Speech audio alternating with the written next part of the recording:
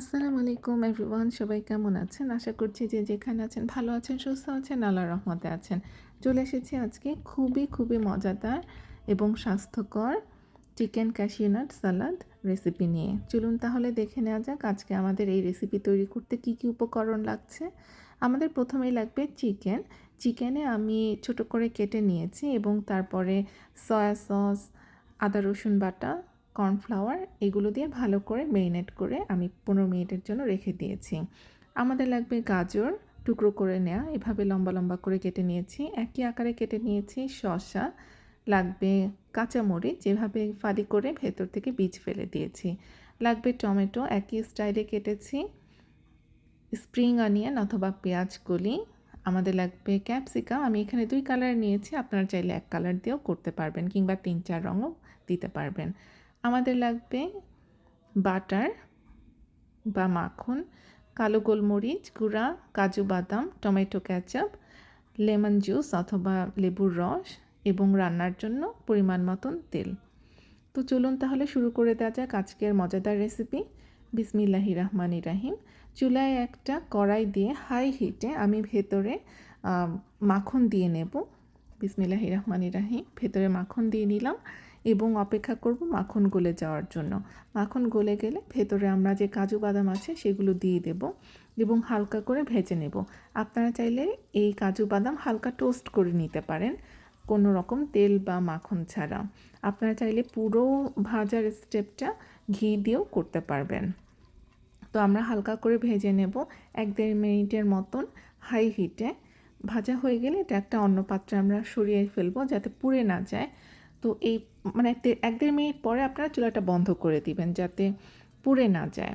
এরপরে ভেতরে আবার চুলা অন করে ভেতরে আমরা যে চিকেন রেখেছিলাম ম্যারিনেট করে 15 মিনিটের জন্য সেটা এক এক করে দিয়ে দেব। আপনারা চেষ্টা করবেন একটু একটা করে চিকেন দিতে, তাহলে একটার সাথে আরেকটা লেগে যাবে না। ভেতরে একটু বাড়তি তেল দিয়ে নেবেন ভাজার জন্য। ব্যাস এইটুকুই তেল লাগবে আমাদের, খুব বেশি তেল লাগবে না ভাজার জন্য। তো আমরা চিকেনগুলো দিয়ে একটু ভেজে নিচ্ছি। খুব একটা ক্রিস্পিও হবে না, আবার নরমও হবে না, এভাবে আমরা ভাজবো। ধরেন 5 মিনিটের মতন আমরা ভাজবো। তো উল্টে পাল্টে দিচ্ছিলাম যাতে একটা একটার সাথে লেগে না যায়, সেই জন্য আমরা বারবার নাড়িয়ে দিচ্ছিলাম এবং এই পর্যায়ে আমরা উল্টে দিচ্ছিলাম। যখন আপনারা দেখবেন হালকা লালচে হয়ে এসেছে তখন বুঝবেন যে এটা মোটামুটি ভাজা হয়ে গেছে। তারপরে আপনারা অন্য একটা পাত্রে তুলে ফেলবেন। আমাদের কিন্তু চুলার কাজ এই পর্যন্তই, আর কিছুই না। ব্যাস এই যে ভেজে ফেললাম আমরা, তারপর একটা স্ট্রেইনার দিয়ে আমরা একটা পাত্রে চিকেনগুলো তুলে রাখলাম। এরপরে কিন্তু আমাদের সব কিছু যা দেখেছেন উপকরণ সব কিছু মিক্স করার পালা, তাহলেই তৈরি হয়ে যাবে আজকের মজাদার এবং স্বাস্থ্যকর সালাদ রেসিপি। তো আমরা একটা খালি পাত্র নিয়ে ভেতরে আমরা সালাদ ড্রেসিং অথবা সসটা তৈরি করে নেব। ভেতরে আমরা প্রথমেই দিয়ে দিলাম টমেটো ক্যাচাপ। আপনারা চাইলে ভেতরে চিলি সসও অ্যাড করতে পারেন, আমার কাছে চিলি সস ছিল না তাই শুধু টমেটো সসটাই দিলাম। ভিতরে দিয়ে নিলাম লেমন জুস অথবা লেবুর রস। আমরা ভেতরে দিয়ে দেব সয়া সস। আমার কাছে ঠিক সয়া সস আছে, আপনাদের কাছে যদি পাতলাটা থাকে তবে সেটাই দিবেন, তখন একটু বেশি পরিমাণে দিবেন। যেহেতু এটা ঠিক তাই আমি অল্প দিয়েছি। ভিতরে দিয়ে দিব গোলমরিচ গুঁড়া, আপনাদের কাছে যদি সাদা গোলমরিচ থাকে সেটাও আপনারা দিতে পারেন।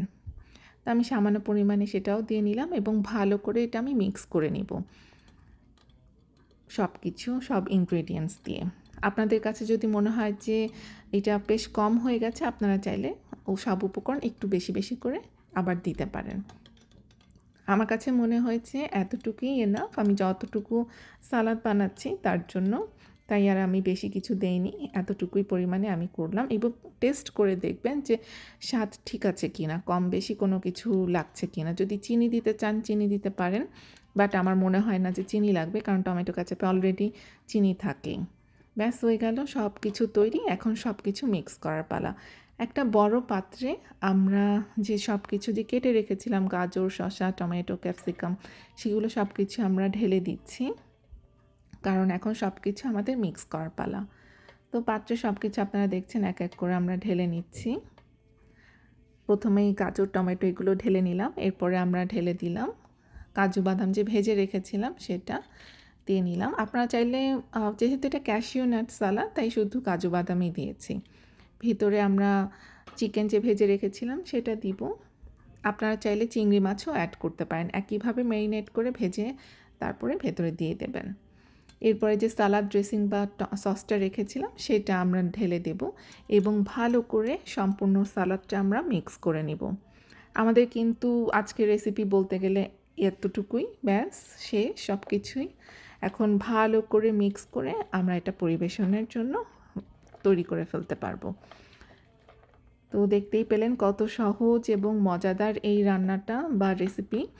আপনারা অবশ্যই যারা ডায়েট করেন বা যাদের স্বাস্থ্য সচেতন, আপনারা এই রান্নাটা করে আপনারা খেতে পারবেন খুব সহজে। এবং অবশ্যই জানাবেন কার কেমন লাগলো। শেয়ার করে, কমেন্ট করে, সাবস্ক্রাইব করে পাশেই থাকবেন। তো আজকে এই পর্যন্তই। পরবর্তীতে দেখা হবে অন্য কোনো মজাদার এবং স্বাস্থ্যকর রেসিপি নিয়ে। আল্লাহ হাফেজ।